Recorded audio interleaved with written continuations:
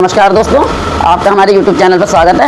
आज हम एक लेडीज पैंट की परफेक्ट और सरल तरीके से कटिंग करने जा रहे हैं। तो चलिए हम आपको कटिंग करके दिखाते हैं। ये हमारा नाप है। तो पहले लंबाई है इसकी 34 और कमर है इसकी 32, हिप है 38 और थाई है इसकी 24 और इसकी मोरी है 12। ठीक है, तो हम आपको इसी नाप के अनुसार कटिंग करना सिखाते हैं। पहले हम कपड़े को इस तरह से रखते हैं, जैसे ये हमारे कपड़े की लंबाई है और ये हमारी चौड़ाई है। तो चौड़ाई में हम इसको डबल कर लेते हैं इस तरह से। ठीक है, और इसका जो खुला हुआ भाग है वो हम अपनी तरफ रखते हैं। जैसे ये किनारी वाला भाग है तो इसको हम अपनी तरफ रखते हैं। ठीक है, अब हमने इस कपड़े को बिल्कुल ठीक तरीके से इक्वल करके रख लिया है, सफाई से, ताकि हमारे कहीं पर सिलवट भी ना आए। अब इस तरह से कपड़े को हमने रख लिया और एक स्ट्रेट स्केल लिया, उससे हमने इसको कपड़े को पहले बिल्कुल सीधा कर लिया। इस तरह से इसको स्ट्रेट कर लिया। इस तरह से कपड़े को हमने स्ट्रेट कर लिया। लेंथ है 34। हम बेल्ट वाली पैंट बनाते हैं तो हम 1 इंच ऊपर रखते हैं इसको, वो हमारी बेल्ट में कवर हो जाती है। तो इसकी लंबाई हमने लेनी है 34। तो हम एक निशान यहाँ पर लगा लेते हैं। इसके बाद में फिर 2 इंच का निशान हम इसके पलटने के लिए मार्जिन लेते हैं। एक निशान हमारा ये लग जाता है। ठीक है, अब इस निशान को हम बिल्कुल सीधा कर लेंगे। हम इस लाइन को भी सीधा कर लेते हैं। निशान लगाने के लिए जैसे हमारी कमर थी 32, तो 32 को हमने 4 भाग में डिवाइड करा तो हमारा आया 8। और 8 में एक हम लेंगे प्लेट का निशान लगाते हैं और 1 इंच मार्जिन का निशान लगाते हैं। तो हमारा कितना हो जाता है 8, और एक हम जब प्लेट का लगाएंगे और इसके बाद में एक मार्जिन का लगाएंगे तो हमारा हो जाता है 10। तो यहाँ पर हम 10 पर निशान लगाते हैं। ठीक है, अब इसके बाद आते हैं हम हिप पर। तो हिप के अनुसार ही हमारी जो क्रॉच एरिया है उसका निशान हम हिप के ही अकॉर्डिंग लगाते हैं, क्योंकि हिप है हमारी इसमें 38। तो 38 को जब हम 4 भाग में डिवाइड करेंगे तो हमारा आएगा 9.5। तो 9.5 में हम उसको 1.5 प्लस कर देंगे, यानी हमारा 9.5, 10.5 यानी 11 हमारा क्रॉच एरिया इसका आएगा। तो हम एक निशान हम 11 इंच पर लगा लेंगे। इसको 1 इंच हम ऊपर रखेंगे और इसको हम एक निशान हम 11 पर लगा लेंगे। इसको भी हम निशान को भी सीधा कर लेंगे।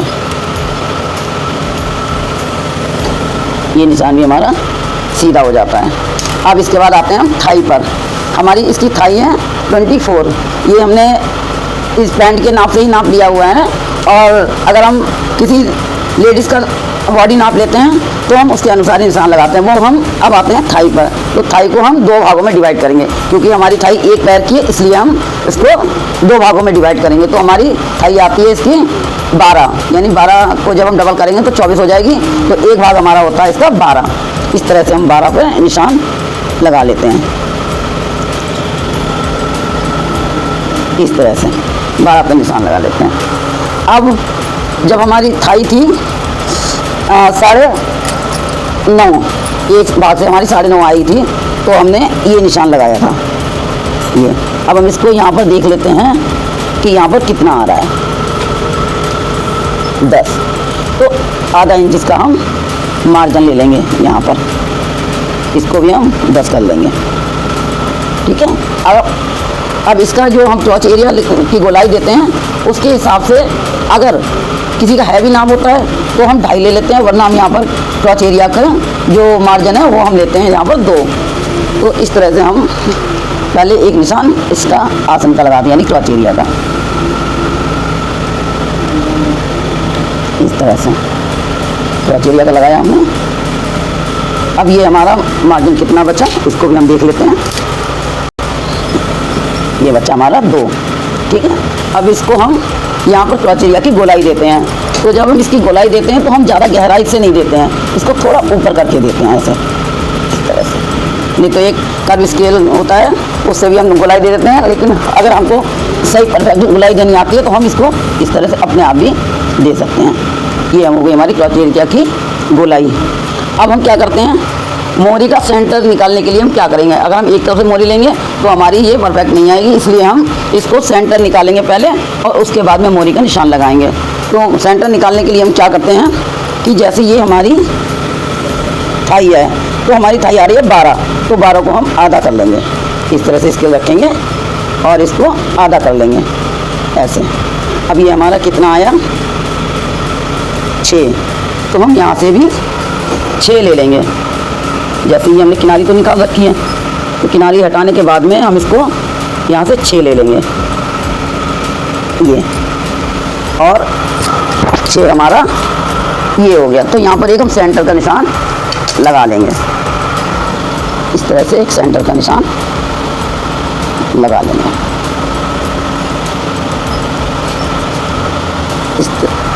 अब हम क्या करेंगे, मोहरी का निशान कैसे लगाएंगे। जैसे हमारी मोहरी थी 12, तो 12 को जब हम आधा करेंगे तो हमारी मोहरी रहेगी 6। तो 6 को हम 3 इधर से लेंगे और 3 इधर से लेंगे, और 3 में आधा इंच मार्जिन इधर से लेंगे और आधा इंच मार्जिन इधर से लेंगे, यानी 3.5 लेंगे इस तरह से।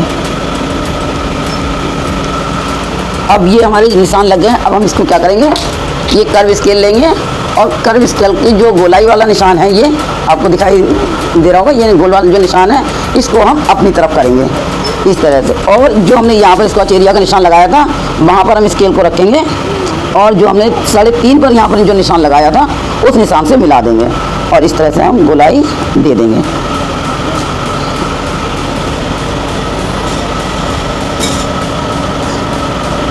इस तरह से अब इस स्केल को हम उठाएंगे, और जो हमारा क्रोच एरिया का एंड है और जो हमने मोहरी का निशान लगाया उस पर मिला देंगे इस तरह से ऐसे, और इसको भी हम ऐसे करके निशान लगा देंगे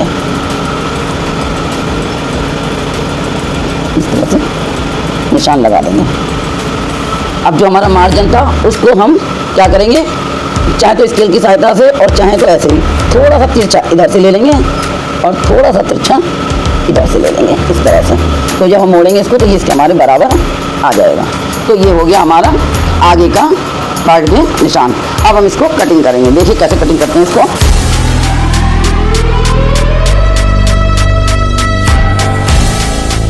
आगे के पार्ट की कटिंग हुई है, इसको हम उठा के इस तरह से रख लेंगे, इसको अलग रख देंगे। अब देखिए जो हमने फर्स्ट पार्ट काटा था उस कपड़े को हमने इस कपड़े के ऊपर दोबारा से इसको रख दिया है, और खुला भाग हमने अपनी तरफ ही किया है। जैसे देखिए पहले रखा हुआ था सेम कपड़े को तो हमने वैसे ही रखा है, और जो हमने पार्ट काटे थे उस पार्ट को देखिए इस तरह से हमने इसके ऊपर रखा हुआ है, सेम उसी तरीके से जैसे हमने पहले काटा था। पर इसमें हमें क्या करना है कि जो हमारी ये मोहरी है उसको जैसे हमने इधर से इतना पहले छोड़ रखा था ऐसे तिरछा लेने के लिए, तो हमें इसमें भी इतना ही यहाँ पर छोड़ना पड़ेगा। उसके लिए हम क्या करेंगे, या तो हम इसको पहले ही नाप ले लेंगे। यहाँ पर जैसे ये नाप हमारा यहाँ पर आ रहा है 3, तो हमें जो हमने ये कपड़ा निकाल रखा है, ये देखिए ये जो कपड़ा निकाल रखा है इसका नाप हम यहाँ पहले से ही ले लेंगे ताकि हमें आगे दिक्कत ना हो इस तरह। तो ये हमारा 3 पे कटिंग हुई है, तो यहाँ पर हम 3 इंच कपड़े को छोड़ के आगे को मोहरी रखेंगे, और बाकी हम सेम बिल्कुल वैसे ही कपड़े को रखेंगे। फर्स्ट पार्ट को इसके ऊपर हमने सही से रख लिया, बिल्कुल जमा दिया ताकि इधर उधर हमारा हिले ना। अगर मान लीजिए हमारा कपड़ा खिसकता है तो हम इसको पिन से भी अटैच कर सकते हैं, वरना तो हमारा ठीक रखा हुआ है। तो अब हम इसके लिए क्या करेंगे, इसमें सिर्फ हमें थोड़ा सा फ़र्क करना पड़ता है। क्या करना पड़ता है कि जैसे देखिए जो हमारी ये लंबाई है, यहाँ पर शायद आप देख पा रहे होंगे, ये जहाँ पर हमारा स्केल रखा हुआ है, ठीक है। तो स्केल के बराबर से हमने एक लाइन इसकी ड्रॉ कर ली है इस तरह से, और जो हमारा स्क्वेच एरिया का भाग निकला हुआ है उसको भी हमने, मान लीजिए ये हमारा 2 निकला हुआ है, 2 निकला हुआ, तो हमने यहाँ पर भी 2 पे निशान लगा लेना है, और इसको हमें सीधी लाइन कर देनी है इस तरह से। हमको इसको सीधी लाइन कर देनी है, और हमें क्या करना है कि जैसे इधर जो हमारा भाग है इसको तो हमें इसके बराबर ही रखना है फर्स्ट पार्ट के, और इधर जो इसका एरिया होता है तो इसके लिए हम इसे उठा के थोड़ा फालतू कपड़े को रखते हैं। तो अगर हैवी साइज होता है तो हम यहाँ पर 2.5 ले लेते हैं, वरना हम 2 पर इसका निशान लगाते हैं, ठीक है। और इसको हम तिरछा इस तरह से इससे मिला देते हैं, निशान से इस तरह से मिला देते हैं।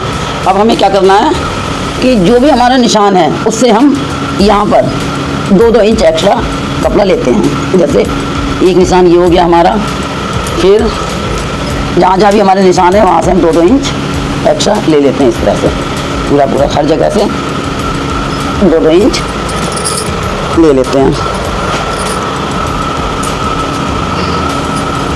से तिरछा कर करके 2-2 इंच ले लेते हैं और यहाँ पर भी हम 2 इंच इस तरह से निशान सीधा कर लेते हैं।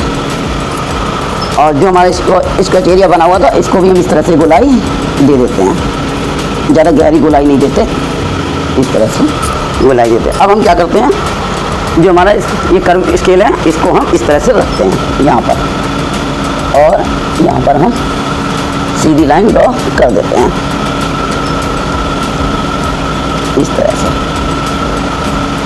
इसको भी हम इस तरह से तिरछा कर देते हैं ऐसे और जो हमारा ये निशान है उसको इससे मिला देते हैं। तो हमें करना क्या है, इधर से तो हमें सेम वैसे ही कटिंग करनी है जैसे फर्स्ट पार्ट की हमने करी थी।